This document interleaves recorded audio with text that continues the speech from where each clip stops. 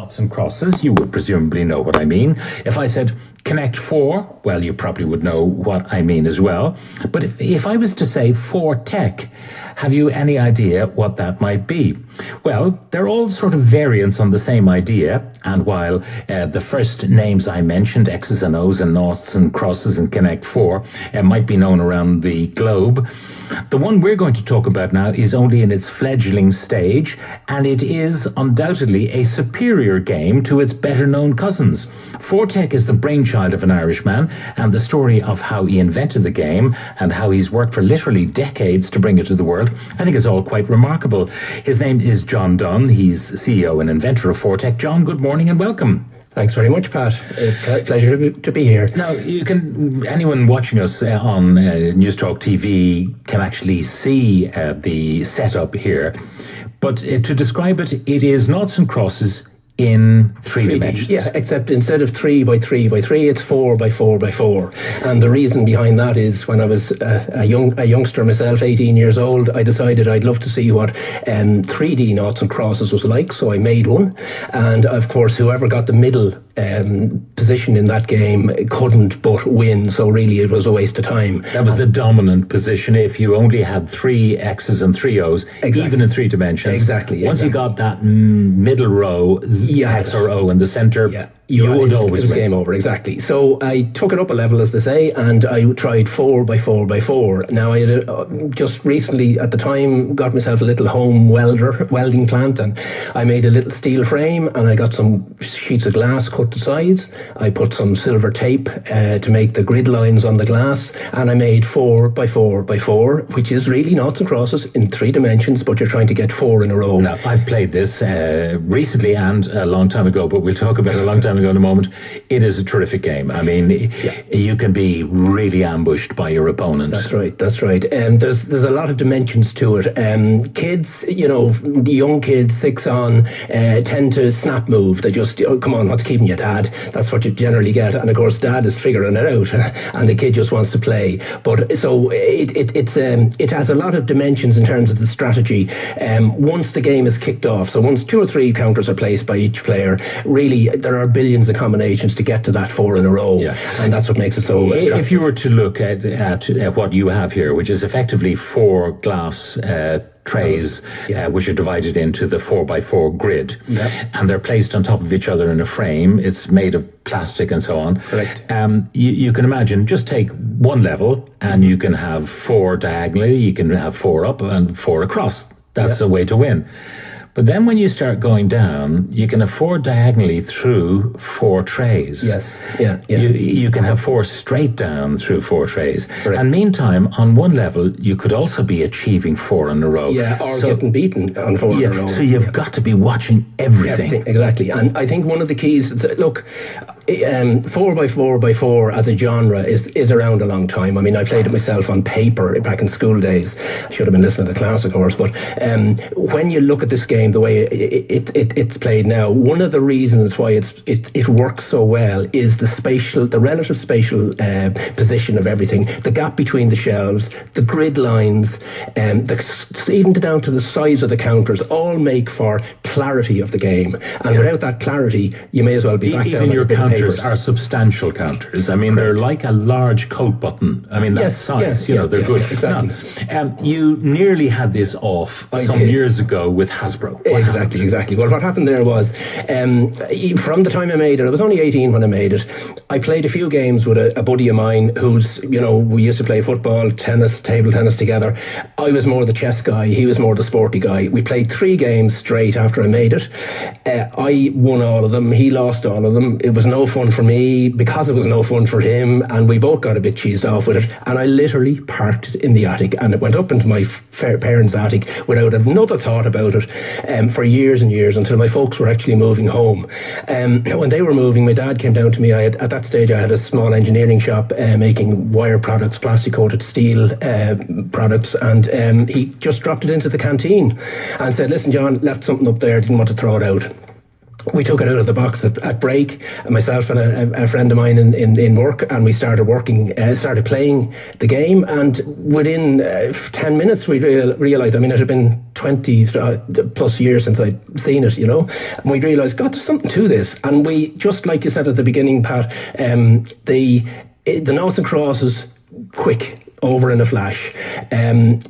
What we thought we would get to fairly quickly was, if you go this way, followed by this way, followed by this way, you will always win. But in fact, there's no such formula. There's no magic sauce. So you have to be thinking all the time, and it is a very strategic game. Yeah. So anyway, we'll foreshorten this a bit, because you made up 20,000. I did. I did go to Hasbro initially. Hasbro was based in Waterford. I got a very good audience there. I was sent over to England to meet their developers over there. They looked at it for a little while. 3 weeks later, came back and said, thanks but no thanks, John, we're not going to go with it. Okay. I said, right, I'm going to do it myself. As I say, I had an engineering company at the time. I was in a position to actually do something like that, tool it and make it. So the only thing, my only major expense was actually getting counters molded. I needed them, obviously, in scale. But everything else was handmade, including the screens, the shelves as you see them there, screen printed with ink after I got them cut to size. And I got 10,000 games made.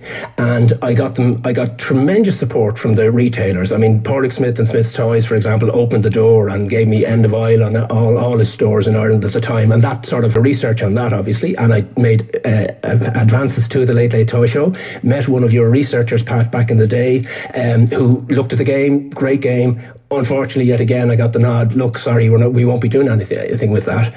And the only thing I could think of at that stage was to get a game into your good hands, Pat, which is what I did by virtue of just waiting until you finished your show one day in RTE. As you were coming out, I just walked up to you, gave it to you, said, game for you here, Pat. I suppose I was afraid of it languishing. You were masquerading as a courier. I didn't. Did you? But yeah, you could say that. Anyway, I took it home. You took it home. And I played it, and I thought it was fantastic. And you called me that evening. I deliberately made no reference to the fact that I'd been rejected already by your show, but got great news the following day. The same researcher I'd met rang me to say, look, Pat is going to feature it on the show. And the amazing thing was, and it was a real lesson to me in the power of TV, the power of marketing, a 30-second shot that you gave it on the Late Late Toy Show, the following day my phone did not stop, and I sold every single game, and the shops themselves sold everything. And then Hasbro came back. And Hasbro came back and said in January of that year, the following year, and said, we'd like to have another look at that. Long story short, contracts were exchanged. They wanted to bring out my game. As far as I was concerned, I'd won the lotto. This is it. It's all over now. I have it made for life. We're going to sell millions of these games. Between me signing the contracts and from the time the contract discussions started backwards and forward, you're dealing with the States, it takes time.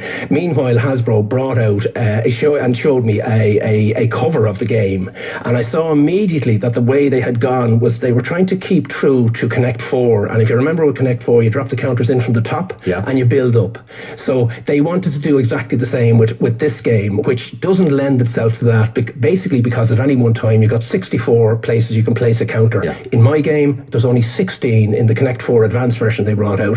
We did a deal in the end which left me retaining full rights for my game, Fortech, but they paid me a royalty for my contribution to their game, Connect 4 Advanced. So you made some money out of this. It ran for about 3 years. It brings us today. Why are you resurrecting it now? So what was necessary, why I couldn't scale what I had done back in the day, was because of that steel plastic coated frame. Everything for this game needs to be plastic injected molded, and it is. And by the way, it's plastic injected molded here in Ireland in a lovely company called Streamstown Moulding in Mullingar. They have all these tools and they produce it. The only thing I was left with, Pat, was the shelves are still screen printed. So the funding round that we're doing on Kickstarter at the moment is to generate the funds to get the tooling completed to make the shelf all molded, so there's no more ink involved. So you've already raised some money on Kickstarter. Absolutely. What will this retail at? Because I can just recommend it totally as a fun game for all ages. Yeah. I mean, the kids will play it maybe in a simpler way, the young kids. Yeah. And the older people will will become more devious. Correct. In there. Correct and true. So how much at will the it moment, retail? on Kickstarter at the moment, delivered, including delivery, is €25. So Kickstarter, if anybody wants to go onto Google, just Google Kickstarter and then Fortec, that's the number 4 TEC, and they'll find it and they're able to fund it there. And the funding option, Kickstarter is a great platform to get things like this up and running. And so if you fund the game, we'll actually give you a game when it's fully completed in plenty of time for Christmas, I might add. Very good. Well, it's great to see the thing has another life, because it deserved a life back then, and it certainly deserves a life now. And this could be one of those games like Monopoly or whatever that will go on forever. Forever, yeah. I think one of the big things about it, Pat, is it's not a device. It's not a game that's played on a device. So there's a human interactive thing going on, and this is true of all board games, really. And I'm not trying to go back and say devices are bad, but after you play a game of Fortec with somebody, you have an experience and you'll have a memory. You come off your phone or a device, it's just time gone. Well, John Dunn, CEO and inventor of Fortec, that's 4TEC. Thank you very much for joining us. Thank you very much, Pat. Thanks. Join that conversation. Text